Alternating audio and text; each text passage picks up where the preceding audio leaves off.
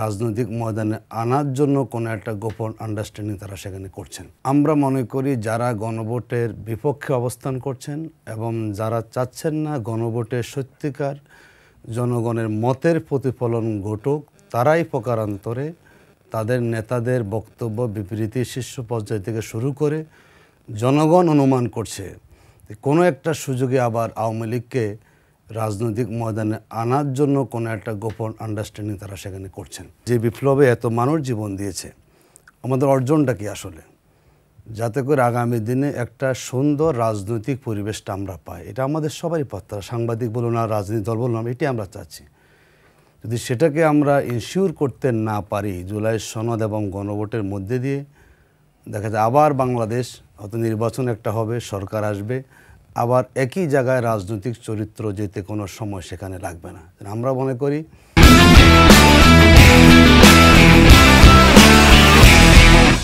আওয়ামী লীগ যে রাজনীতি বিগত 15 বছরে করেছে, এটাকে রাজনীতি বলা যাবে না, এটা অপরাজনীতি তারা করেছে। তারা এককভাবে মাঠে খেলেছে। বাংলাদেশে আওয়ামী লীগ তো নিজেরাই কারো অধিকার চায় না, রাজনৈতিক অধিকার, যেটা শাহিদ ভাই বললেন, তাদের অধিকার নিয়ে আমরা কেন কথা বলবো?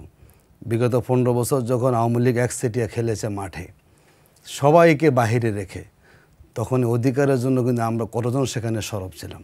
সুতরাং এখন নতুন করে এসে আবার দলীয় স্বার্থে আবার সেই গোষ্ঠীকে রাজনৈতিক ময়দানে সুযোগ করে দেওয়ার যেই আমরা সম্ভাবনা দেখছি, সেটা হচ্ছে যদি গণভোটে সঠিকভাবে জনগণের ম্যান্ডেটটা সেখানে প্রতিফলিত না হয়। এবং আমরা খেয়াল করছি ইতিমধ্যে আমাদের দলের পক্ষ থেকেও 8 দলের পক্ষ থেকেও মতামত দেওয়া হয়েছে যে গণভোট যদি আপনি দেন, দেখেন একটা হচ্ছে সরকার গঠন ভোটের মধ্যে দিয়ে, আর গণভোটটা হচ্ছে সংস্কারের জন্য।